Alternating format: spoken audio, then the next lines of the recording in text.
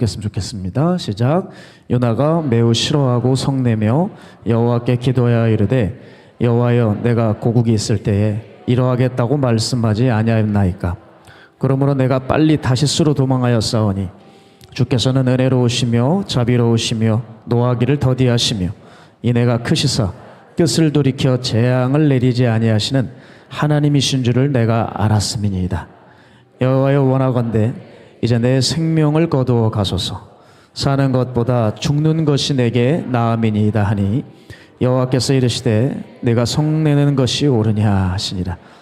요나가 성읍에서 나가서 그 성읍 동쪽에 앉아 거기서 자기를 위하여 초막을 짓고 그 성읍에 무슨 일이 일어나는가를 보려고 그 그늘 아래에 앉았더라. 하나님 여호와께서 박농쿨을 예비하사 요나를 가리게 하셨으니 이는 그의 머리를 위하여 그늘이 지게 하며 그의 괴로움을 면하게 하려 하심이었더라. 요나가 박농쿨로 말미암아 크게 기뻐하였더니 하나님이 벌레를 예비하사 이튿날 새벽에 그 박농쿨을 갉아먹게 하심에 시드니라. 해가 뜰 때에 하나님이 뜨거운 동풍을 예비하셨고 해는 요나의 머리에 쪼임에 요나가 혼미하여 스스로 죽기를 구하여 이르되 사는 것보다 죽는 것이 내게 나으니이다 하니라. 하나님이 요나에게 이르시되 네가 이 박농쿨로 말미암아 성내는 것이 어찌 옳으냐 하시니 그가 대답하되 내가 성내어 죽기까지 할지라도 옳으니이다 하니라. 아멘. 네, 아멘 할 수 없는 내용입니다. 네, 아멘을 할 수가 없는 내용. 제가 어제 2층에 여러분과 함께 목요 집회를 참여하고 있는데 문득 가을이 성큼 다가왔음을 느꼈습니다. 그리고 제 안에는 가을의 향취가 이렇게 속으로 깊이 들어오게 되는데 그래서 문득 떠오른 생각이 뭐냐면 참 가슴 사무친 일이 있었어요. 바로 한 12년 전쯤 됐을까요? 여러분 이 성전이 올라가고 제가 요 앞에서 마가야 다락방 예배 평일 집회를 드렸을 때가 이렇게 생각이 나더라고요. 그때 예배가 지금도 가슴에 사무치도록 그립습니다. 당연히 우리 목사님께서 설교하셨고 저는 요 앞에 앉아있는 사람이었는데 그때 참 마음에 순전한 마음으로 하나님 앞에 예배를 드렸던 것 같아요. 주신 말씀들을 하나도 놓치지 않으려고 정말 주의 깊게 들었고 그 생각이 나면서 뒤에 이렇게 앉아있는데 맞아 내가 이곳에서 그렇게 예배를 드렸지 바로 여기서 말이야 하면서 그렇게 사무치게 그립더라고요. 그때는 여러분 두 주먹 불 끈지고 찬양을 하고 그러면 손을 흔들면 흔들수록 은혜가 오는 것 같고 눈물이 그렇게 울컥울컥 나왔어요. 마음이 참 하나님께로 향해 있었던 그런 때였습니다. 그때는 참 하루하루가 행복했었어요. 제가 왜 그때 유독 이렇게 행복했을까? 그 이유를 새삼 알아차렸어요. 하나님이 그 당시에 제 마음의 지분을 많이 가져가고 계셨어요. 마음에 하나님으로 가득 차 있을 때였습니다. 저는 사실 그 옛날은 아무것도 없었어요. 그냥 이름 모를 신학생이었는데 오히려 겉보기엔 지금이 좀 더 나은 형편이 되었죠. 목사가 되었고 가정을 이뤘고 마가야 다락방 교회를 맡고 있고 그런데 제 삶이 이것 때문에 행복하다고 말할 수는 없더라고요. 제 삶의 행복은 저를 구성하고 있는 사회적 껍데기가 아니라는 것을 그때 절실히 알았어요. 제 삶이 언제 가장 행복했느냐? 하나님이었어요. 바로 그 하나님과 함께하고 있을 때였어요. 하나님이 제 마음에 가득 찰 때 행복했었고 기뻤고 여유가 있었어요. 늘 그렇게 기대감과 설레임으로 살았던 것 같아요. 제가 지금 돌아보면 그때가 이렇게 그리운 이유는 사람이란 정말 하나님 떠나서는 살 수가 없구나. 하나님 때문에 행복한 존재가 사람이라는 것을 새삼 다시 깨닫게 되는 그런 어제 귀한 시간을 저는 맞이했어요. 자, 근데 사람들은 어떨까요? 자기 집을 마련하면 행복해하고 결혼해지면 행복해하고 사회적 지위가 높아지면 자기 마음이 나아질 거라고 생각을 해요. 최근에 작년 22년 12월에 조사한 한국보건사회연구원이 조사한 내용이 있어요. 2022년 청년의 삶을 청년 삶 실태를 조사했어요. 거기에 따르면 이 시대 청년들이 중요하다고 생각하는 분야가 나오더라고요. 한번 들어보시기 바랍니다. 청년들이 주요하게 여기는 관심사는 1번이 내가 원하는 일자리 97%였어요. 높은 소득과 많은 자산 94%, 연애 81%, 결혼 74%. 결혼하기 싫은 모양이죠. 갑자기 줄은 것 같아요.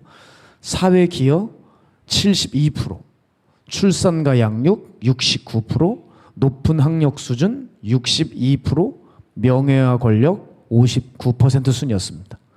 여러분, 이것이 세상 일반 청년들의 관심사 실태입니다. 그러니까 청년 10명 중에 9명은 뭐냐면 지금 그들의 머릿속에 뭐가 들어있느냐? 원하는 일자리에 목말라 하고 있는 거예요. 충분히 이 사회가 일자리를 내주지 못하니까 그런 부분에 이해는 가지만 이런 지표를 막상 마주하고 보니 사회가 너무 메말라 간다는 생각이 드는 거예요. 그리고 우리 청년들이 고작 이런 것들이 행복의 요소라고 믿고 있는 거예요. 우리 인생의 선배님들 잘 아시죠? 예? 과연 이게 행복의 조건입니까? 이게 정말 행복을 줍니까? 자, 한 말씀 부탁드리겠습니다. 누가 한 번 좀 나와서 얘기해 보실래요? 여러분의 산전수전과 함께. 여러분, 이런 것들을 가지면 정말 행복해지나요? 네? 이거 설교로 들으시면 안 돼요. 자, 이건 사람을 조금 편하게 해줄 수는 있습니다. 그러나 그 마음에 평화와 행복을 주지는 않아요. 그렇습니까? 아멘 소리 적으신 것 같은데 오늘 또 그걸 부동산을 갖고 싶어서 혹시 기도하러 오신 건가요? 여러분, 그게 우리를 조금 편안하게 해줄 수만 있을 뿐이지 행복하게 해주지 못해요. 갑자기 내가 돈 주고 한 20억 주고 산 땅이 여러분 10억으로 떨어지게 되면 그때부터 울상인 거예요. 절대 소유는 가진 것은 사회적 껍데기는 우리를 기쁘게 해주지 않아요. 제가 이걸 비교적 일찍 깨달은 것 같아요. 제 어머니는 제가 유치원 다닐 때쯤 초등학교 1학년 때부터인가요? 시집살이를 하셨어요.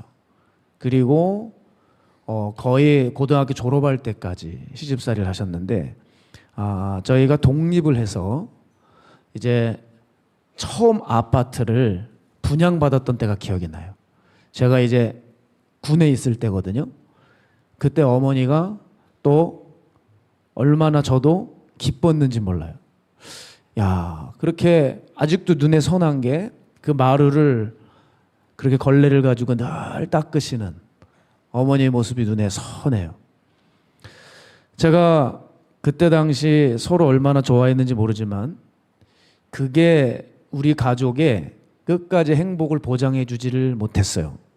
그냥 마음에 안심이 되는 것뿐이지 그때부터 어려운 일도 비일비재하게 있었어요. 저는 그때 알았어요. 마음 깊은 곳의 평안은 절대 외부에서 주어지지 않나요. 저는 꽤 늦게 그렇게 할머니 할아버지 곁을 떠나서 가족만 사는 집에 처음 들어가 봤지만 그 기쁨은 잠시였고, 아니 할아버지 할머니를 떠나서 기쁘다는 게 아니고 오해하지 마시고 이제 함께 이렇게 단란하게 지내는 모습, 그것이 행복이 아니었어요. 조금 시간이 지나자 공허한 삶이 곧 닥쳐오더라고요.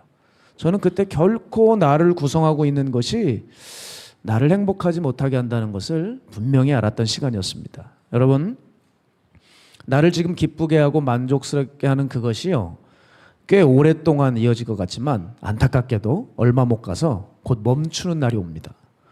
그러니까 우리가 다른 것에 만족감을 느낄 때 예수님은 좀 먼 발치에서 우리를 슬픈 눈빛으로 보고 계신다는 사실을 우리가 잊지를 말아야 돼요. 그러다가 어느 날 예배 때 깨달음이 올 수 있지요. 오늘 그 밤이 되기 원하는데 이게 아니었구나. 내가 너무 많은 시간을 낭비하고 살았구나. 고작 이거였구나. 그래서 주님이 일용할 양식을 구하라고 하셨구나. 깨달아지기를 원해요. 그래서 하나님을 내 안에 모시고 하나님을 절대 빼앗기지 않는 삶, 그게 행복한 삶이에요. 자, 어떻습니까? 이런 얘기 들으면 좀 아멘은 요 앞쪽에만 좀 하시는 것 같고 2층 가족 뒤편에는 들을 수가 없어요. 자, 이런 이야기를 들으면 식상하고 너무 뻔한 이야기처럼 느껴지시죠? 그죠? 우리는 이것 말고 나를 행복하게 해주는 것을 교회에서 제공해 주었으면 좋겠잖아요. 왠지 뭔가 다른 데 있을 것 같고 희한하고 특별한 것에 사람들은 매료를 당한단 말입니다. 그런데 그 행복이 있지 않아요. 오히려 진리와 행복은 우리가 늘 들었던 것에, 익숙한 것에 있어요. 여러분이 멀리서 찾으시면 안 됩니다. 그런 의미에서 제가 아동부 때 여름 성경학교를 가게 되면 꼭 하는 게 있었어요. 프로그램이. 그게 보물찾기였습니다. 그것을 언제 하냐? 어둑해지는 때 꼭 했던 것 같아요. 근데 제가 다녔던 고향 교회 주변에는 산들이 좀 있었어요. 그래서 이제 어둑해진 그때에 이제 보물찾기를 조별로 이제 시작을 하는 거예요. 조별로 떠납니다. 뭐 산으로 막 가는 조도 있고, 뭐 들로 가는 조도 있고, 이것저것 뭐 여기저기를 분주하게 다녀요. 근데 꼭 여러분, 그 보물은 어디 숨겨져 있나 아십니까? 가까운 데 있어요. 제가 아직도 눈에 선한 게 그 여자아이가 교회 이렇게 계단 내려가자마자 옆에 숲이 있었거든요. 그 풀숲 밑에서 쪽지 하나를 들더라고. 그걸 찾았다고 기뻐하더라고요. 멀리 있지 않아요. 산으로 갔던 애들은 정말 힘들게 돌아왔어요. 제가 여기 보니까 아동부 애들이 이렇게 앞에 앉아 있는데 목사님 말 잘 듣고 요즘도 보물찾기 하는지 모르겠는데 멀리 가지 마. 알았지? 목사님 팁을 주는 거야. 그 앞에 있어. 또 선생님들이 게을러. 귀찮아가지고 멀리 그렇게 해놓지도 않아요. 그냥 얼른 대충 이렇게 해놓지 뭐 산에 가가지고 누가 그렇게 못 잡게 하려고 약을 올리려고 그러겠습니까? 네. 마찬가지입니다. 진리를 어디서 멀리 찾아 헤매지 마세요. 행복이 다른 데 있지 않아요. 구원이 다른 데 있지 않아요. 가까운 데 있어요. 내가 믿는 하나님 안에 다 있단 말입니다. 네? 늘 예배 때마다 소개받고 있는 그 하나님께 있어요. 우리가 은혜를 받을 곳도 하나님 만날 곳도 뭐 여기저기 찾아다닐 필요도 없어요. 여기면 충분한 거예요. 저는 이렇게 생각해요. 분명 여기 늘 찾고 간절히 원하는 사람들에게서 여기서 뭔가 일이 나타나요. 그들이 여기서 뭔가 일이 어느 날 터질 텐데 그들이 다 가져가실 것입니다. 하나님 떠나 멀리 가지 마세요. 특별해 보이는 무언가 좋아하지 마세요. 매력 있게 소개하는 거 좋아하지 마세요. 제가 한 소설의 이야기가 생각이 나는데 거기 중요한 문장 하나가 있더라고요. 이렇게 쓰여 있었어요. 저주에 쓰이는 물건일수록 예쁘게 만들어 놓아야 하는 법이다. 그랬어요. 무서운 말이었어요. 아우, 소름이 끼쳤어요. 처음 읽었을 때. 저주에 쓰이는 물건일수록 예쁘게 만들어 놓아야 하는 법이래요. 저주스러운 것마다 모양이 예쁘고 눈에 끌립니다. 당연하지 않겠습니까? 사람들 많이 죽이려면 매력 있게 해놔야 사람들을 흡입하고 끌어당기지 않겠어요? 자, 반면에 복스러운 자리는 어떤가요? 복스러운 자리는 달리 생각하시면 됩니다. 사람들이 관심을 갖지 않는 곳일 수 있어요. 그렇죠? 사람들이 별로 마음을 두지 않는 곳일 수 있어요. 그런 의미에서 성경을 보면 정말 그런 것 같아요. 하나님의 사람들을 뽑으실 때 강대국이나 대단한 자리에서 선출하지 않으십니다. 감옥에서 뽑으십니다. 광야에서 뽑으십니다. 굴에서 뽑아내시더라고요. 심지어 하나님의 아들도 마국간에서 사람들로 하여금 보게 하셨습니다. 자, 하나님은 그렇게 특별한 거, 대단한 거 좋아하시는 게 아니에요. 하나님은 그 하나님 자체를 원하는 사람들을 찾으십니다. 내 마음에 이미 말씀하고 계신 하나님을 발견하고 내가 어떤 특별한 자리에 특별한 나를 예배하는 게 아니라 내 일상 가운데에서 역시 여전히 계시는 하나님과 함께 걷는 것이야말로 인생들에게 행복이고 축복이라는 거예요. 그래서 저의 행복과 기쁨은요, 제가 가장 살면서 설레고 기대했던 때는 지금이 아니에요. 지금보다 더욱 하나님과 함께하고 가까이 했었던 그때입니다. 그래서 그 예전 마가의 다락방 예배가 그리워지는 이유도 바로 여기에 있어요. 자, 그런데 우리는 이런 마음조차 들지 않죠? 어떤 특정 영적인 때를 그리워하고 하나님을 사랑했던 그 때를 그리워하는 마음조차도 사라져가고 있어요. 그죠? 우리 사회는, 우리 가정은, 우리 교회는, 우리 심령은 이렇게 점차 메말라가고 있는 것 같아요. 하나님을 지금 잃어가고 있는 거예요. 자, 그럼 저는 이렇게 말씀드리고 싶어요. 동시에 이제 하나님을 빨리 되찾아야지만 우리의 마음이 물된 동산이 되지 않겠습니까? 그럼 어떤 것이 있을까? 어떻게 하면 하나님을 되찾아올 수 있을까? 자, 사람의 관계도 동일해요. 여러분이 한 사람과 가까워지고 싶어요. 그럼 그 사람과 가까워지려면 어떻게 해야 돼요? 그 사람이 가는 방향과 길과 정신과 뜻을 같이 해야 되는 거예요. 자, 박보영 목사님과 가까이 하려면 저는 어떻게 해야 됐느냐? 목사님이 향하시는 그 길에 같이 동의하고 순종하며 갔어야 했어요. 그렇지 않다면 저는 여기까지 올 수가 없죠. 말씀하시는 것마다 노하고 안 된다고 하고 그런 일은 일어나지 않을 것입니다.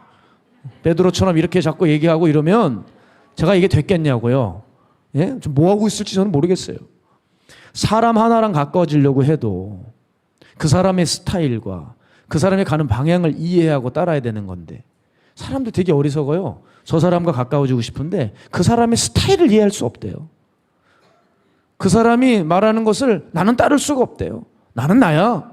내 주장이 맞는 것 같은데 이렇게 해야 될 것 같은데 저 사람이. 여러분 이러면 가까워지기는커녕 멀어지는 거예요. 교회도 마찬가지 아닙니까? 어느 교회가 아주 훌륭하다고 해서 소개를 받았어요. 근데 신앙이 잘하지 못하는 사람들이 진짜 많아요. 그냥 늘 그 자리에 있는 사람들이 많죠. 왜 그러냐? 그 교회의 목표와 방향에 동의할 수가 없어요. 그러니까 안에까지 깊숙이 들어오질 못하죠.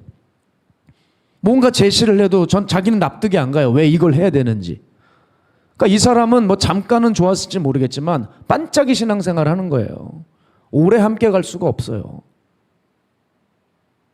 아무리 영적인 놀라운 은혜의 소낙비가 부어진다고 해도 아유 자기가 이게 비가 아니라고 우기는데 이거는 우박이에요. 나 죽을 거예요. 이렇게 우기는데 어떻게 여러분 은혜를 맞이할 수 있겠어요? 그런 사람이 성경에 있을까요? 있을까요? 요나가 그랬죠. 예? 자기가 너무 강한 거예요. 다시스를 가버리잖아요. 니느웨를 가라 그러는데. 그럼 잘 돼야 되잖아요. 다시스 올라가는 배에서 설교 준비를 열심히 합니다. 이렇게 외치면 은혜를 받을 거야. 다시스 성도들을 생각하면서 가요. 집회를 준비하고 가요. 풍랑을 만나 그만 배가 뒤집히고 이렇게 됐어야 되는데 풍랑이 막 일어날 때 그냥 그래도 양심은 있었는지 나를 던져라 그래가지고 그냥 진 줄 알고. 어떻게 알면서도 그래. 여러분 알면서도 그러면 진짜 안 되는 거예요. 그거는. 모르면은 다 같이 죽어야지 이렇게 될 거 아니에요. 근데 아니까 왜 이러는지 아니까 알면서 날 던져라 해가지고 들어가가지고 물고기 뱃속에 신방 갔잖아요. 거기 가서 물고기 위산 뒤집어 쓰고 이게 뭐야 이러면서 이렇게 예? 싸우고. 그러니까 가까스로 하나님이 또 긍휼히 여기신 하나님께서 그거 물고기가 토해가지고 해변가에 나왔어요. 야 그냥 위산 닦으면서 야 나 진짜 죽을 뻔했네 진짜. 내가 다시는 생선을 먹나 봐라. 막 이러고. 생선이 뭔 잘못이에요? 여러분 국민 여러분 생선이 뭔 잘못이에요? 맛있게 드시기 바랍니다. 자기네들이 문제지 생선이 무슨 잘못이에요? 제가 말했잖아요. 저랑 성이 같은 이면수를 거먹겠다고. 겉표면을 바짝 꺼가지고 아주 과자같이 먹으면서 부드러운 속살을 발라먹겠다고. 자, 니느웨 갔어요. 니느웨 가서 이제 정신 차리고 니느웨 갔는데 요나가 열심히 전한 게 아닙니다. 이게 제가 보기엔 입만 열어 대충 했어요. 성경에 보니까 성경은 아주 과학적이야. 제가 볼 때. 니느웨라고 하는 성읍은 커서 3일 동안 돌아다녀야 되는 곳인데 요나가 하루쯤 갔을 때 그냥 여기저기서 외쳤다 그랬어요. 한 3일 돌아야 되는데 하루 전하는 거예요. 근데 하나님이 그 마음도 하신 거예요. 저것도 3일은 돌지 않아. 그러니까 역사를 빨리 땡기셔가지고 하루 만에 그냥 회개용을 그 성읍에 부어버리셨네. 야 정말 오죽하면 이딴 거를 쓰셨을까 생각이 들지 않아요? 이렇게 반역적이고 불순종하고 하나님이 오죽하면 하나님이 급하시니까 이런 걸 쓰신 거예요. 니느웨 사람들이 회개를 하는데 할아버지부터 애까지 싹 다 회개하고 금식을 하고 베옷을 뒤집어 썼대요. 이 소식이 왕에게 전해집니다. 왕도 그 소식을 듣고 백성들하고 똑같이 하는 거예요. 그러면서 얘기하는 겁니다. 전 국민 단식 명령. 이럴 때 단식을 하는 거죠. 금식 명령 이렇게 하는 거예요. 아주 그냥 왕이 대대적으로 전 국민의 금식 명령을 내리는데 사람들은 뒤에서 뭔가 숨어서 먹거나 소금물을 먹는다거나 이러지 않았습니다. 그냥 아주 그냥 쫄딱 굶었어요. 그리고 아주 그냥 제대로 다 굶어버리고 제대로 금식을 했습니다. 그때 하나님께서 재앙을 싹 걷어가셨어요. 그때 요나의 태도를 보게 되면 요나 4장 1절 오늘 본문을 보면 요나가 이렇게 얘기하죠. 매우 싫어하고 성내며 그랬어요. 저는 눈을 의심했습니다. 니느웨가 뒤집어지고 난 후에 요나의 태도는 매우 싫어하고 성냈다. 누구에게? 하나님에게. 지금 누구에게 승질을 내고 있느냐? 니느웨 왕이냐고요? 너 왜 회개했어 이 자식아? 그게 아니라 하나님에게 했다는 거예요. 여러분 꼭 마귀 같지 않아요? 마귀가 언제 화를 낼까요? 사람들 회개할 때요. 저거 내 새끼였는데 하나님한테 뺏길 때 그때 화내잖아요. 아니, 요나가 지금 딱 마귀 같은 짓을 하고 있어요.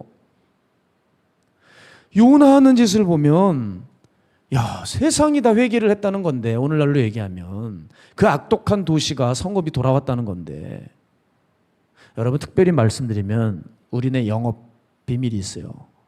목사들이 언제 가장 기쁘냐? 이거 영업 비밀인데 회개할 때예요.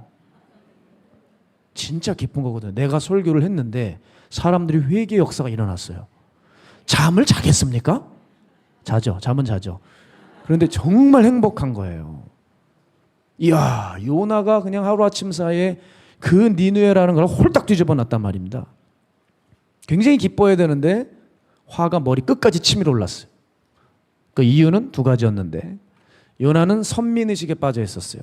하나님이 이스라엘 민족은 구원하셔도 저 이방 저 나쁜 놈들 타국을 구원하실 거라고 생각을 못했는데 저들을 구원해 버리시는 거예요. 그러니까 어떻게 이런 일이 있을 수가 있어 하면서 선민의식에 빠졌고, 두 번째는요, 요나는 니느웨에 대한 역사적인 악감정을 가지고 있었어요. 즉 우리 한국이 일본에 대해 역사적 상처가 있듯이 꼭 그랬어요.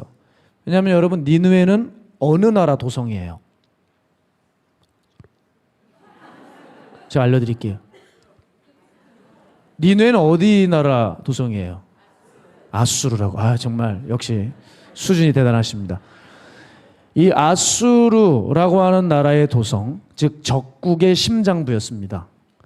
거기 있는 사람들을 살렸어요, 하나님이.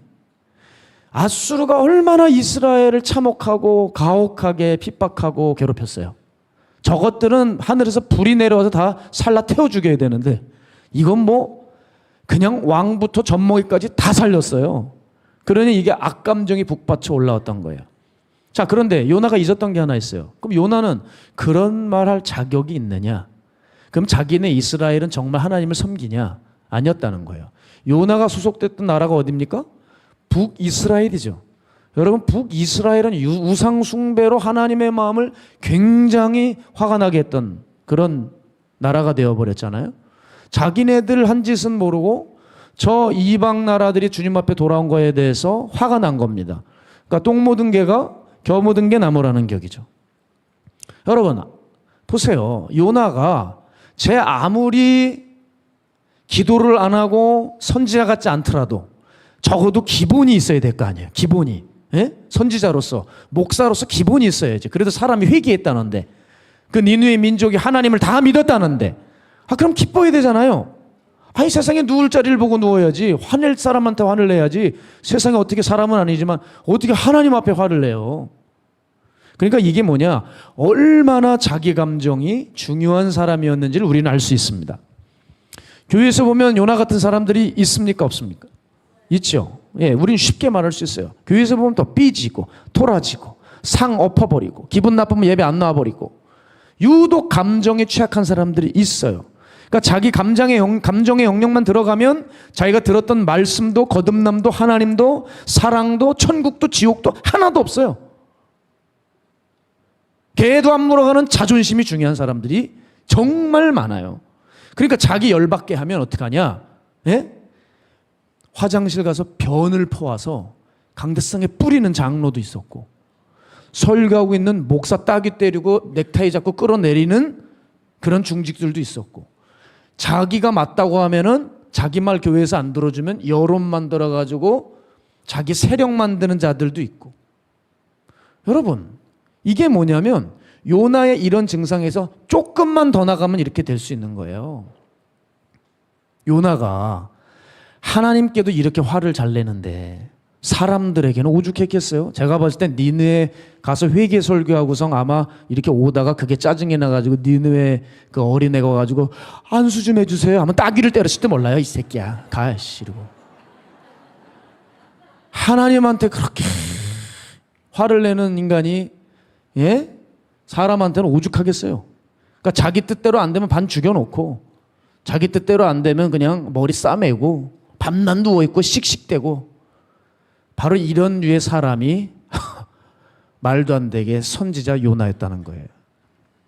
자, 그런데 이 니느웨 사건을 통해서 우리가 알 수 있는 중요한 메시지는 뭐냐면, 이런 니느웨를 하나님은 살리셨고 이런 요나를 주님은 긍휼히 여기셔가지고 박농쿨도 주시는 거예요. 그런데 이 박농쿨을 주자 요나가 어떻게 돼요? 크게 기뻐했다 그랬어요. 성경에 보면. 믿어지지 않아요. 제가 오늘 다시 본문을 보면서 6절 보게 되면 하반절에 보세요. 요나가 박농쿨로 말미암아 크게 기뻐했다. 햇볕이 태양빛이 너무나도 비칠 때 힘들 때 박농쿨로 딱 그늘을 만들어주자 요나가 크게 기뻐했다. 원래 크게 기뻐해야 되는 건 어디예요? 니느웨가 돌아올 때 아닙니까? 자기 편하게 해줬다고 그때 크게 기뻐했어요. 이게 이 사람이에요. 자기밖에 모르는 사람. 자, 요나는 하나님의 성품을 다시 배웠어야 했지만 배우지 못했습니다. 그리고 요나는 아주 일관되게 하나님께 약간 비꼽니다. 오늘 2절 3절을 보면 요나의 황당한 말이 나오는데, 여러분 그냥 읽으셨지만 요나서 4장 2절 3절은 조금 촐싹거리고 리얼하게 읽어야 제맛입니다. 이게 요나의 심정이거든요. 2절 보게 되면 여호와께 요나가 기도하여 이르되 여호와여, 내가 고국에 있을 때 이러하겠다고 말씀하지 아니었나이까? 내가 이런 일이 있으라고 나한테 사전에 설명 한번 해줬냐고 따지는 거예요.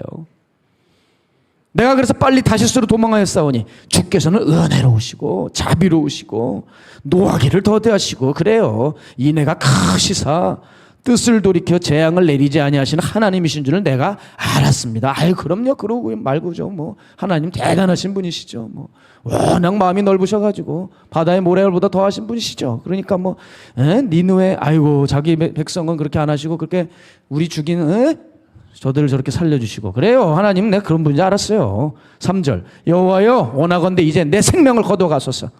내가 살기가 싫습니다. 죽는 게 내게 낫겠습니다. 이게 이제 요나의 말이에요. 이렇게 해야 돼요. 이게 요나의 마음이에요. 이게. 하나님이 정말 은혜로우시고 자비로우시고 인애가 크시고 그게 아니고 화가 났다 이 말이죠. 그래서 뭐라 그래요? 근데 내 생명을 거두어 가달라 그래요. 아이고야, 이게 거짓말입니다. 거짓말이에요.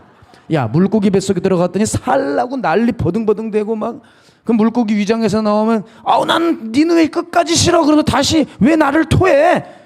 들어가게 해줘. 이래야 되는 거 아니에요? 딱 토하니까 정신 차리고 위산 닦으면서 니느웨로 얼른 가잖아요. 뭘 자기가 죽고 싶다고 그래요? 거짓말이지. 하여간 여러분 나 죽는다 말하는 사람 치고 정말 죽는 걸 본 적이 없어요. 야, 나 죽는다. 나 죽어. 나 죽어. 야, 나 뛰어내린다. 여기서 지금 이제 뛰어내리는 거야. 나 찔른다. 찔른다. 진짜 찔러 이제. 그런 사람일수록 안 죽어요. 못 뛰어내립니다. 못 찔러요. 겁이 많다는 거예요. 정말 죽으려는 사람은 편지 한 장, 문장 하나 써놓고 그냥 죽어요. 그냥 뛰어내립니다. 그냥 찔러버려요. 무슨 뭐 이렇게 내 생명을 거두어 주세요. 홧김에 또 엉뚱한 소리를 하는 것입니다. 홧김에. 그러니까 자기가 정말 죽고자 하는 사람이 떼양빛이 비춰졌을 때 박농쿨을 들여주셨는데 크게 기뻐합니까? 아니 죽으려고 하는 사람이, 여러분 지금 자살하려고 나가는 사람이 무슨 무더위가 오든 태풍이 오든 그게 문제예요? 잘 됐다. 우리 다 같이 죽자. 이러면서 죽지. 그 태풍이 걷어지고 비가 그치면 그리고 구름이 껴서 그늘이 생기면 기뻐합니까? 아니에요. 이 사람은 죽을 생각이 없는 사람이에요. 정말 자기가 너무 살고 싶은 거죠. 자, 그때 또 근데 뭐라고 해요? 그 박넝쿨을 주님이 싹 또 걷어가세요. 그랬더니 막 그때부터 또 뭐라 그래요? 아, 내 생명을 걷어가 주시옵소서. 아, 차라리 죽을게요. 사는 것보단 낫습니다. 또 그러지요. 이때 사람들은 다 속을 수 있어요. 저 사람 진짜 죽고 싶은가 보다. 자꾸 생명을 거둬가 달라고 그러고 사는 것보다 죽는 게 낫다 그러고. 그런데 우리 하나님은 심령을 감찰하시는 분이잖아요. 자, 이때 하나님이 저 요나의 말이 무슨 의도인지 정확히 풀어주시죠. 9절을 보게 되면 하나님이 요나에게 이르시되 뭐라 그러죠? 네가 이 박넝쿨로 말미암아 성내는 것이 어찌 옳으냐 그랬어요. 너는 죽는 마음보다 지금 분노의 마음이 더 가득 차 있어. 생을 마치려고 하는 좌절이 아니라 너는 네 말 들어주지 않았다 그래서 화가 나 있다. 그걸 지적하시면서 또 요나가 근데 뭐라 그래요? 너 왜 성내냐 그랬더니 요나가 뭐라 그래요? 자기 마음을 그렇게 말씀하시면은 제가 잘못했습니다. 분을 가라앉히겠습니다. 마귀에게 틈을 주지 말아야 되는데 해가 졌는데도 여전히 분이 납니다. 또 틈을 주고 있군요. 주님 이래야 될 텐데 뭐라 그럽니까? 9절 하반절 보면 요나가 대답하되 내가 성내든지 나는 죽을 때까지 내가 맞습니다. 난 내가 화나는 게 옳습니다. 하나님 당신이 틀렸습니다. 이야기를 하고 있잖아요. 요나는 끝까지 안 지죠. 참 성질이 보통이 아닌 사람인 것 같아요. 우리 하나님이 근데 더 대단하신 거예요. 이런 거 하고 계속 얘기를 하시니까. 우리 같으면 어떻게 해요? 빨딱 스탠드. 다시 해변가로 가. 그리고 고래야 다시 나와. 야, 이 자식 아직도 정신도 못 차렸어. 삼켜. 그리고 그 위에서 끝내라. 다시는 저놈 낯짝을 보고 싶지 않다. 이게 우리일 텐데 네가 성내는 것이 옳으냐. 참 우리 하나님이 이런 분이에요. 그래서 박넝쿨 딱 걷어갈 때 요나가 화내니까 또 뭐라 그래요? 야, 네가 수고도 안 하고 네가 재배도 안 한 너하고 관련도 없는 박넝쿨 아니냐 사실. 너하고 관련도 없는 이 박넝쿨을 이렇게 사라졌다고 그렇게 넌 가슴 아파하고 있는데 하물며 좌우 분별하지 못해서 지옥 가야 되는 저 12만 명의 니느웨 사람들이 내게 돌아오는 것이 나에게는 얼마나 소중하지 않겠냐. 하나님이 이 말씀을 하시는 거예요. 요나서는요 하나님의 은혜와 사랑을 보여주고 계시고 그 하나님의 은혜와 사랑을 깨닫지 못하는 인간의 무지함을 보여주는 중요한 성경이에요. 여러분 오늘 우리는 이 본문을 통해서 뭘 말해주고 있죠? 뭘 알 수 있죠? 요나가 하나님 옆에 있는 것 같지만 하나님과 거리가 먼 자였다는 거죠. 하나님께 감히 성질도 부리고 자기 필요한 거 없으면 또 화내고 하나님의 명령과 임무도 그냥 자기와 맞질 않으니까 따라갈 수가 없는 사람. 이게 바로 요나였어요. 사실 하나님은 정말 대단한 선지자들과 함께 하셨거든요. 엘리야, 엘리사, 예레미야, 이사야. 얼마나 큰 일을 했습니까? 이들을 통해서. 그런 하나님이셨는데 야 진짜 내가 여러 선지자랑 같이 있었지만 뭐 이딴 게 다 있냐 이거. 이게 내가 누군지 알고 화를 내냐. 해서도 되는데 찬찬히 그거를 다독거리고 가르치세요. 그럼에도 요나는 끝까지 자아가 너무 살아있어서 하나님께 온전히 자신을 헌신할 수 없는 사람이었다는 거예요. 자, 그럼 요나는 왜 이 지경이 되었을까? 지금의 결과는 반드시 원인이 있다는 것을 아셔야죠. 다른 선지자에 비해서 요나는 뭐가 취약해도 취약했습니다. 그게 뭐였냐면 자기가 너무 강해서 순종할 수가 없는 거예요. 순종이 그의 삶에 애시당초 잘 없었다는 것이 보여지는 겁니다. 순종이 없어요. 작은 것부터 해서 큰 것까지 순종이 없는 사람이니까 이렇게까지 하는 거예요. 그리고 하나님 앞에까지 이렇게 할 바에는 늘 이 사람의 삶은 분노와 비판으로 가득 찬 사람이었다는 것이 알 수 있어요. 절대 자기를 내려놓지 못하는 거예요. 자, 그런 맥락에서 여러분, 이 우리 스포츠를 보게 될 때 은혜로운 스포츠가 하나 있어요. 은혜로운 스포츠.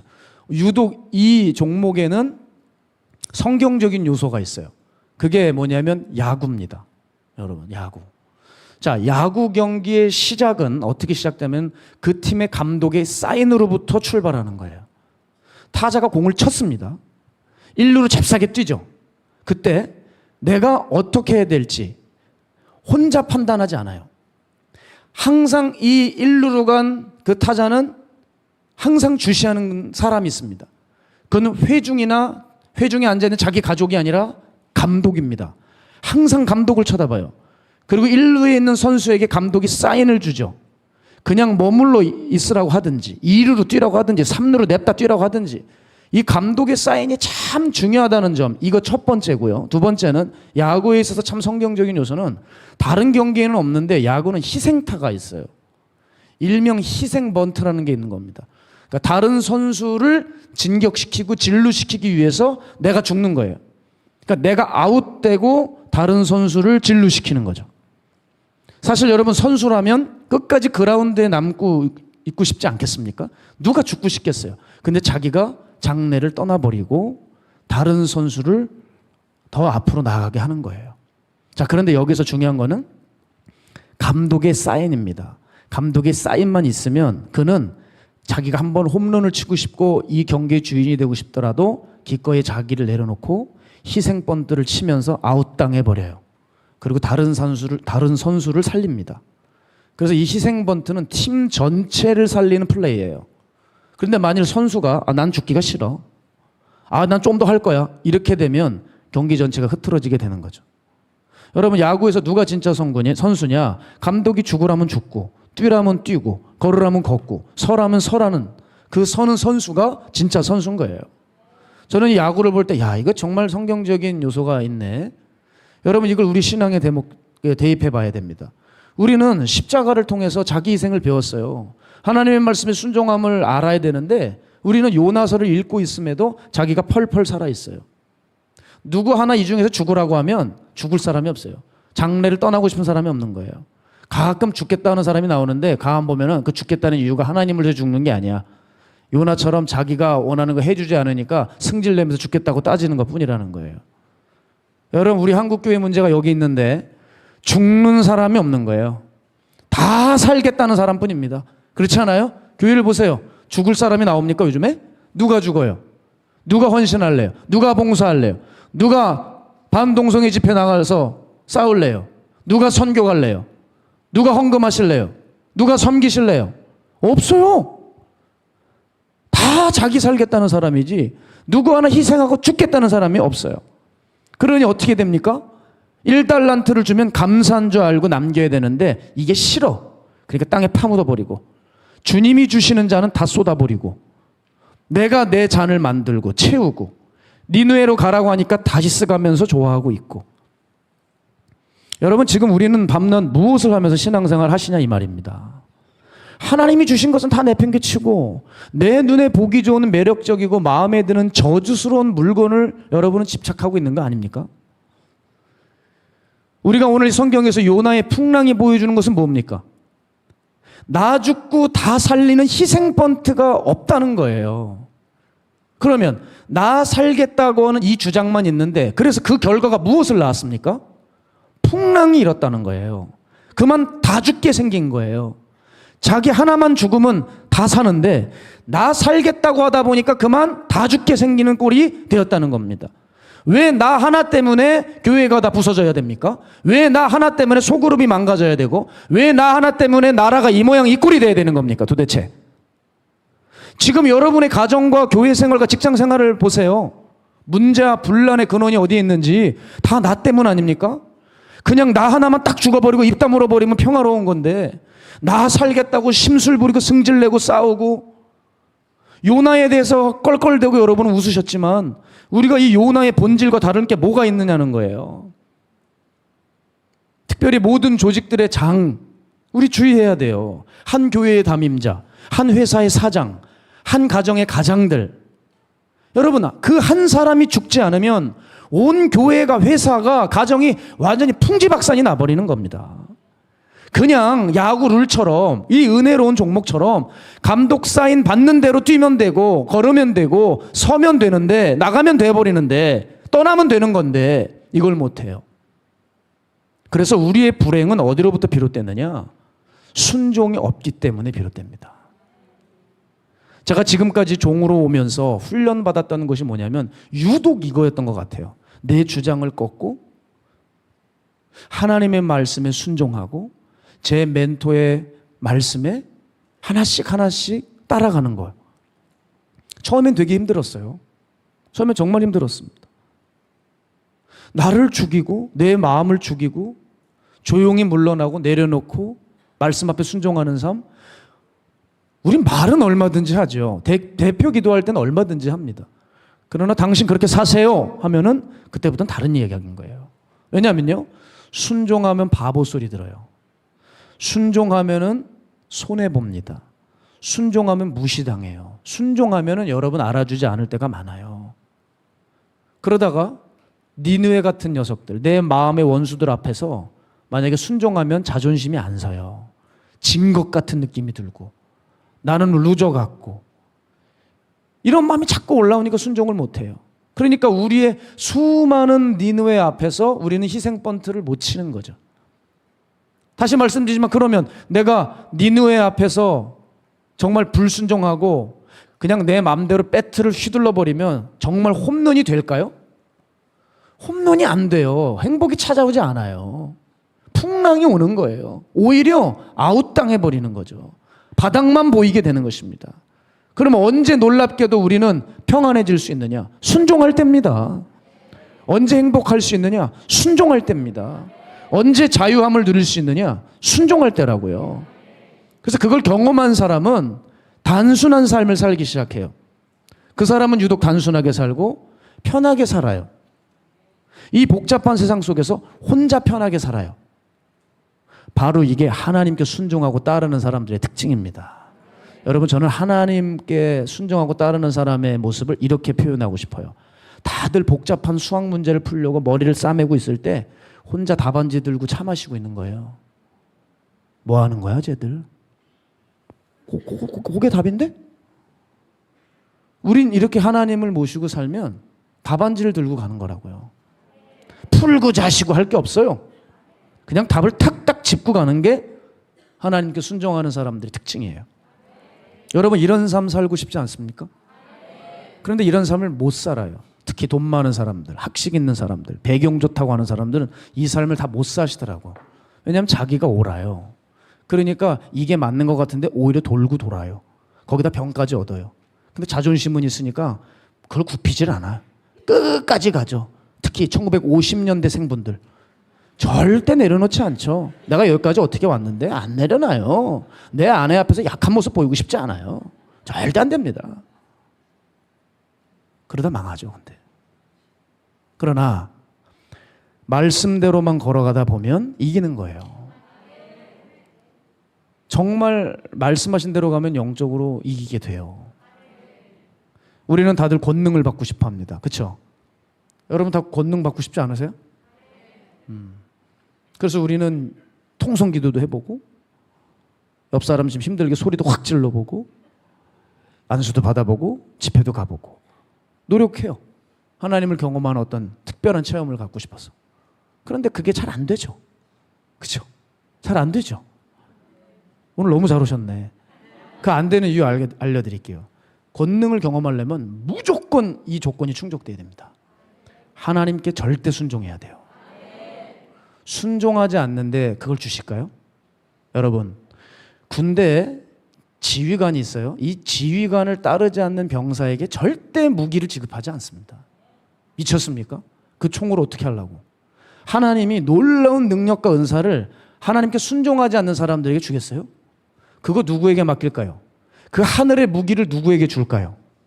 순종하는 사람들에게, 희생 번트를 얼마든지 칠 수 있는 사람에게 하나님 그에게 주시는 거예요. 그러니까 기도하고 떼써도 소용없어요.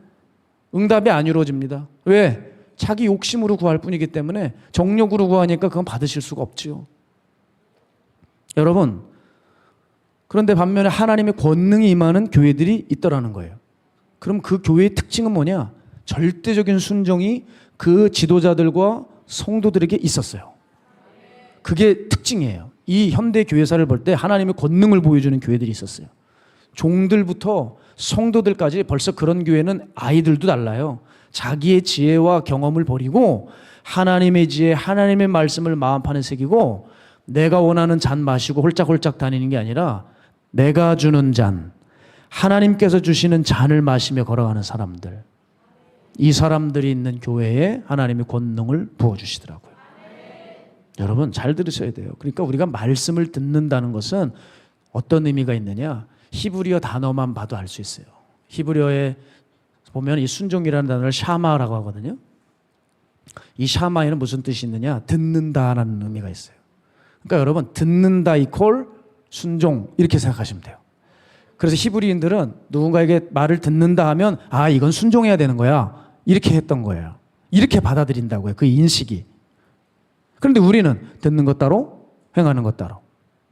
따라서 우리가 들려지는 말씀이 곧 행해져야 되는 말씀이구나. 깊이 이걸 깨닫는 사람들만이 결국 이기게 될 것입니다. 저는 악인이 어떤 자인가 성경을 보면서 공부해 봤는데요. 그 별게 아니더라고요. 악인이 여러분 그렇게 복잡하지 않아요. 악인에 대해서 간단히 묘사해요. 그 사람 안에 하나님의 말씀이 없으면, 순종이 없으면 악인이에요. 그러니까 우리 중에 악인이 있다.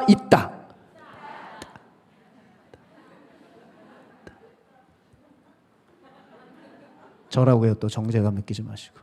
자, 잠언 5장 22절에서 23절. 악인은 자기의 악에 걸리며 그 죄의 줄에 매이나니 그는 훈계를 받지 아니함으로 말미암아 죽겠고 심히 미련함으로 말미암아 혼미하게 되느니라. 그랬어요. 자, 악인은 자기의 악에 걸린다. 이게 무슨 말이냐? 자기가 강하다는 거예요. 그리고 훈계를 받지 않는데요. 말을 안 들어먹는데요. 그래서 삶이 혼미해진답니다. 이게 악인이에요.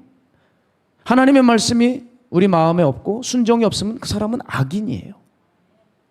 자, 그러니 잘 보세요. 우리 안에 순종이 없어지면 어떤 일이 발생하는 줄 아십니까? 영적인 것이 어색해지기 시작해요.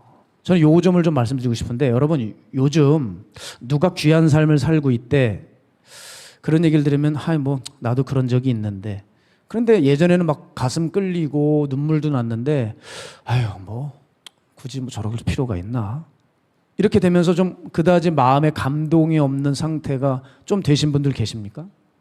예? 이게 왜 그러냐면 영적인 것에 대해서 어떤 서먹서먹하고 어색해진 거예요. 이게 왜냐? 그 사람이 순종을 한 지 너무 오래되었기 때문에 하나님과 꽤 멀어져서 순종할 때는 하나님의 것을 덥석덥석 무는데 순종을 안 한 지가 너무 오래돼서 저쪽 하나님 쪽에 있는 일들이 되게 사뭇 어색하게 느껴지게 되더라는 거예요. 정말 그렇게 돼요. 여러분 중에 그런 분들 분명히 있으실 수 있어요. 예전만큼 와닿지 않고 뭔가 자꾸 어색하고 뭐 아주 귀한 간증을 보면 뭐 감동보다는 그냥 뭐 별로 그냥 좀 이렇게 서먹서먹한 다 삶의 순종이 확 줄어버려 이런 일이 벌어진 것입니다. 제가 알고 있는 한 아이는 초등학교 때부터 늘 도둑질을 했던 아이인데 얘는 나중에 다락방에서 예배드리면서 하나님의 음성도 듣고 비전도 받고 나중에 선교사도 하겠다 그러면서 꽤 귀한 삶을 살았어요. 자, 그런데 어느 날 얘를 보는데 뭐라 그럴까? 전 딱 이렇게 표현하고 싶어요. 어떤 간증을 듣고 어떤 설교를 들어도 아이가 그냥 서먹 그냥 그냥 그런가 보다 하는 그런 마음들이 좀 이렇게 제 눈에 보였어요. 그러니까 그렇게 크게 와닿지가 않은 거죠. 그게 여러분 방치가 되자 어떻게 되느냐? 이게 무섭죠. 결국 다락방을 떠났고 예전에 하던 도둑질을 해서 다시 감옥으로 들어갔어요. 자, 여러분 제가 도전합니다. 나는 저 아이처럼 사회적 범죄를 짓지는 않았고 나는 감옥에 가 있지는 않아. 그러니까 나는 저 아이와는 달라 이렇게 생각하실지 모르겠지만 절대 그렇지 않아요. 우리는 지금 들키지만 않았을 뿐이지 지금 내면에 수없는 죄들로 영혼의 감옥에 들어가 있는 사람이 왜 없겠습니까? 그죠? 어느 순간 하나님의 말씀에 대한 순종이 줄어들면 여러분 나도 모르는 사이에 감옥 갈 수 있어요. 제가 알고 있는 목사도 감옥에 갔어요. 꽤 잘 나갔던 분이지만 그게 없는 거예요. 설교는 했지만 하나님의 말씀에 대한 감격과 순종이 사라지자 결국 육은 그를 사로잡았고 말도 안 되는 범죄를 저질러서 사회에 무리를 일으키고 감옥에 들어갈 수밖에 없었어요. 자, 반면에 친구를 따라서 친구를 잘 만나야 되는데 이 친구가 영적으로 흐린 아이고 자해를 해요. 자살 시도를 수도 없이 없어요. 근데 이 아이와 친하게 지내면서 그 영이 같이 씌었어요. 얘도 그냥 얼마나 청소년인데 아이의 그냥 팔을 보면 깜짝 놀라요. 도대체 이게 무슨 뭐 오선지도 아니고 얼마나 많이 걷는지 몰라요. 그 애가 처음에 제 앞에 왔어요. 얼마나 가슴이 무너지는지. 아이를 보니까 영적으로 완전히 혼미해요. 그냥 붙들려 있어요. 이야. 그리고 사단이 역사를 하니까 애가 여기가 현실인지 가상인지 모르는 것 같아요. 이러고 있어요, 이러고. 얼마나 불쌍한지. 하나님 붙들어 달라고. 매주 기도를 해주면서 이 아이에게 몇 가지 분명히 일러주었어요. 근데 일러주고 돌아서면서도 제 마음에 솔직히 말하면, 야, 이거 정말 할까? 야, 이거 정말 할까, 얘가? 너무 이 의심이 가요. 그런데 예배를 빠지지 않고 매번 선생님 손에 붙들려서 늘 안수를 받고 함께 교제를 했어요. 지지난주인가요? 제가 보고 깜짝 놀랐어요. 얼굴이 어쩜 그렇게 환해졌는지. 자해를 다 끊었어요, 이제. 그리고 동생들까지 데려왔어요. 교회를. 자기 친구만 못 끊고 있대요. 그래서 그 친구도 좀 데려와서 열심히 하고 있는데 이 아이는 조금 그 아이보단 병이 깊어요. 아, 더 많은 하나님의 은혜와 하나님의 능력이 필요하구나. 그래서 기도하고 있어요. 여러분, 이렇게 치유받은 이 아이에게 뭐가 있었냐면 자기 생각이 없었어요. 누가 보면 저거 뭐야? 저거 모자른 거 아니야? 저거 바보 아니야? 이랬을지 모르겠지만 얘는 오히려 자기 생각이 없었던 게 은혜였던 거예요. 그냥 시킨 대로 해버렸어요. 그러니까 나았어요. 여러분, 그래서 저는 이렇게 생각해요. 요즘 시대에 누가 구원받느냐? 저는 그렇게 엘리트 계층이 구원받을 거라고 생각하지 않아요. 정말이에요. 예수님도 그래서 그렇게 잘 나가는 사람들 복음서에 보면 찾아다니시지 않았던 것 같아요. 가난하고 헐벗고 어려운 사람들 찾아다니셨어요. 왜냐하면 그 사람 마음 안에 오히려 더 순수하고 하나님을 따라갈 수 있는 조건이 형성되어 있었다고 저는 생각해요. 여러분, 앞으로 뭐 그렇게 고학력이나 엘리트 계층들이 구원받는 사람이 많을 거라고 생각하지 않아요. 자기가 믿고 있는 바가 맞는 사람일수록 하나님께 순종하지 못해요. 그게 안타깝죠. 저는 이 아이에게 많이 배웠어요. 때로는 내 생각이 필요가 없어요. 내 경험이 의미가 없어요. 그냥 하나님만 있으면 되고, 그냥 차라리 태어나가지고 배운 게 하나님 말씀밖에 없다. 최고의 사람이죠. 학교 가서 왕따를 당하든 학교 가서 무시를 당하고, 야, 너는 이런 뭐 만화 프로그램도 몰라? 이럴지라도 애가 성경밖에 모르는 애들, 얘네는 그냥 하나님만 따라하게 돼 있는 거예요. 저는 이 아이가 복되다고 생각해요. 그런 의미에서 여러분은 뭘 따라가고 무엇을 고분고분 여러분은 순종하고 계십니까? 자, 제가 좋아하는 렉스 루케이더 목사님이 한 가지 비유를 말씀하셨어요. 아프리카 정글 한복판을 탐험하던 남자의 이야기래요.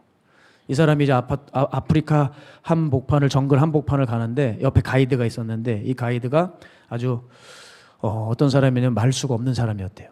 이 사람을 따라가는데 그냥 큰 잡초와 무성한 덤불이 나타나면 그냥 칼로 자르면서 앞으로 그냥 갈 뿐이지 뭐 이러고 저러고 얘기가 없는 거예요. 근데 더위는 만만치 않고 계속 한도 끝도 없이 길을 가다 보니까 너무 피곤한 겁니다. 그래서 지친 이 탐험가가 이 가이드에게 푸념을 하는 거예요. 아니, 세상에 언제까지 가는 거예요? 여긴 도대체 어디예요? 예? 길이 도대체 어디 있어요?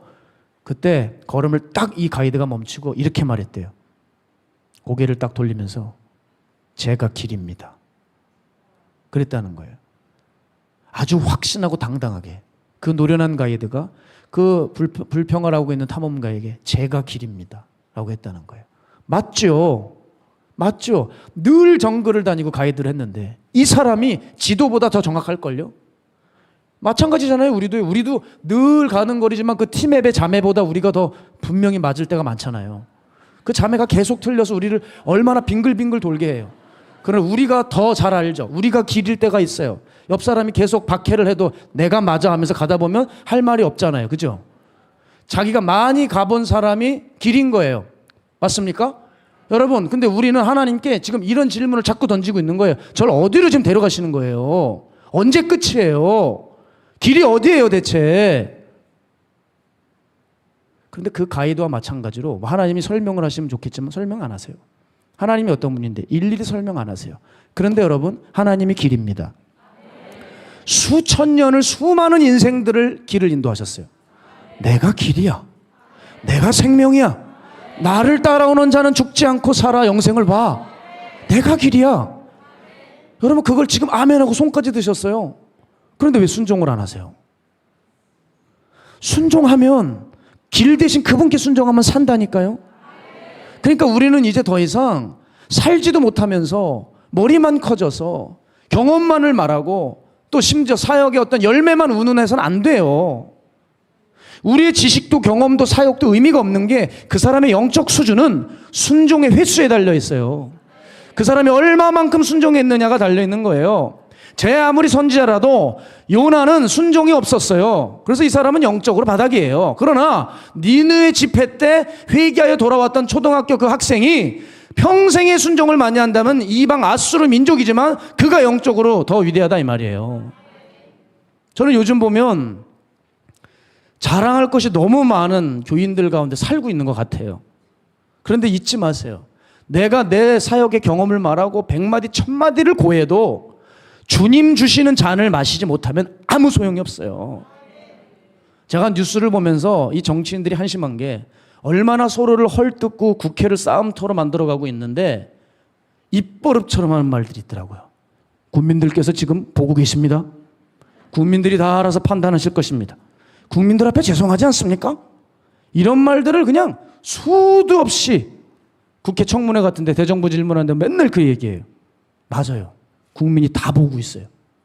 그런데 국민이 보고 있다고 정말 생각하면 그렇게 살겠습니까? 그렇게 말 따로 행동 따로 살겠냐고요.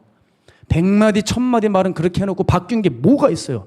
국민들이 너무나 많이 보고 있죠 지금. 부끄러우면 그런 말도 하면 안 되는 거예요.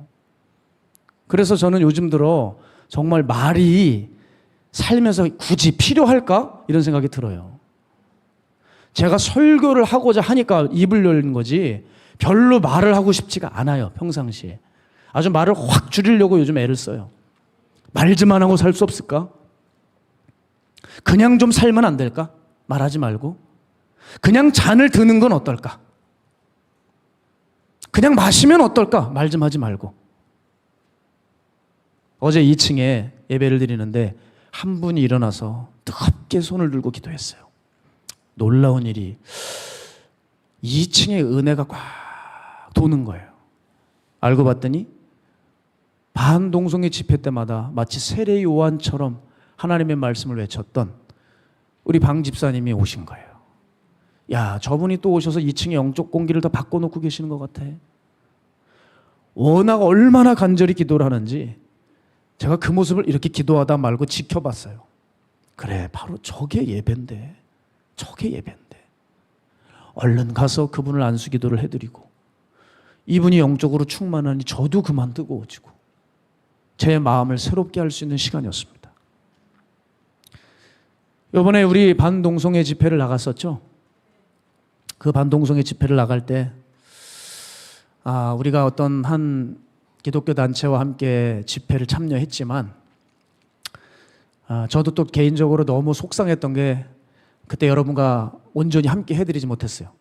3시에 주례가 있는 바람에 안양을 다녀오느라 갔다 불이 나게 달려왔지만 이미 거의 다 정리된 상황이었고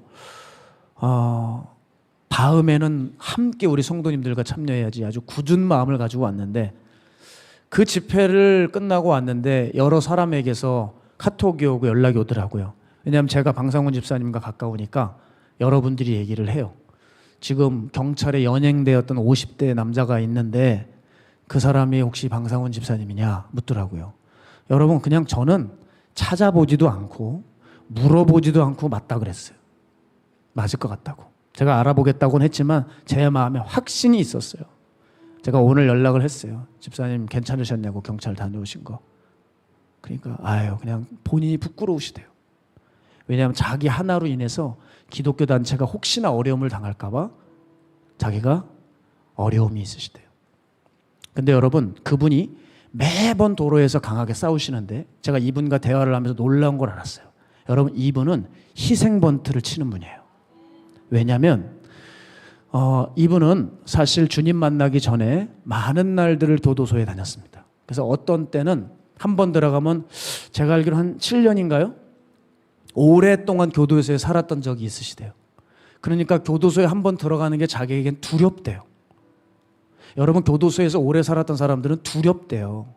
한 번 갔으니까 또 가면 되지가 아니라 거기 고통을 하니까 못 가는 거예요. 그래서 내가 도로에 뛰어들면 나 다시 잡혀 들어가는 거 아니야? 그 두려움이 우리들보다 훨씬 큰 거예요. 근데 그분은 그 마음속에 정말 갈등이 심하지만 주님 나라를 위해서 다시 한번 희생번트를 치고 거기 도로에 눕는 거예요. 우리 진영에 와서 지금 우리 빨리 가서 저거 하자고 뭐 외쳤다고 하는 얘기를 들었어요. 제가 오늘 말씀드렸습니다. 집사님, 우리 다음엔 우리 둘이 가서 도로에 눕자. 그리고 우리 함께 했던 믿음의 동지들이 있다. 사역자들도 있다. 우리 함께 가서 눕자. 이제 더 이상 뭐 맨날 뭘 그런 건 나쁘다는 얘기는 아니지만 정말 그들 앞에서 기도하고 싶고 그들 앞에서 하나님의 말씀을 외치고 싶고 긍휼의 마음으로 돌아오라고 선포하고 싶고 정말 이 죄악의 퍼레이드가 돌아가는 것을 사탄이 마치 영역을 표시하듯이 지나가는 것 같지 않습니까? 우리가 뛰어들어가서 막고 싶지 않냐는 거예요. 이제 더 이상 무슨 말을 하겠어요? 어떤 성명서를 발표하겠어요? 오히려 그 동성애는 비판하면서 우리 속에는 음란이 가득 차 있지 않습니까?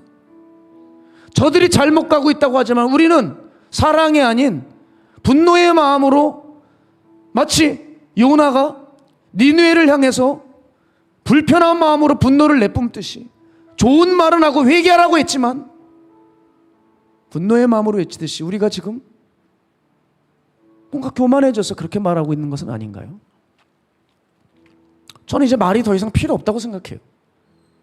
100마디 1000마디 얘기하면 뭐합니까? 살질 못하는데 우린 이제 더 이상 그렇게 살지 말고 부끄러운 줄 알고 한번 내 삶에 주어진 삶을 주님께서 우리에게 따라주신 그 잔을 마시며 걸어가 보자는 거예요. 그래서 하나님 믿는 사람들이 어떤 사람들인지 우리가 당면은 어떤 자리에서도 이제 보여줘야 되지 않을까. 우리가 보여줄 땐 그 교회 이름 좀 빼고 내 이름 빼고 순수한 마음으로 하나님 사랑하는 마음으로 삶에서 주님을 사랑했던 사랑의 흔적을 흘리면서 그렇게 우리 이제는 좀 걸어가 봐야 되지 않을까. 혼자 말씀을 준비하면서 깊이 상고해 봤습니다.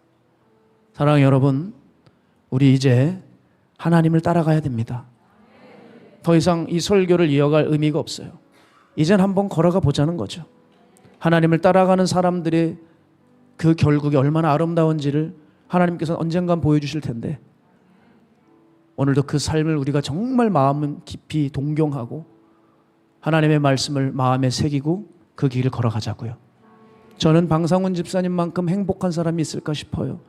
그의 마음엔 하나님의 법이 있고 그 말씀대로 좌로나 우로나 치우치지 않으니 어떤 사람보다 가장 빨리 갈 것이고 어떤 이보다 가장 큰 은혜와 위로를 받을 것이라고 저는 믿습니다. 바라긴 여러분 마음에 하나님을 가득 채우십시오. 하나님만 향해 있으십시오. 그때의 예배를 그리워하며 오늘 그 예배로 만들어 버리십시오. 오늘 그 은혜가 이곳 가운데 부어지시기를 주의 이름으로 축복합니다. 우리 시간 함께 이 찬양하면서 결단하며 헌금하며 기도하는 시간 갖도록 하겠습니다. 우리 찬양할까?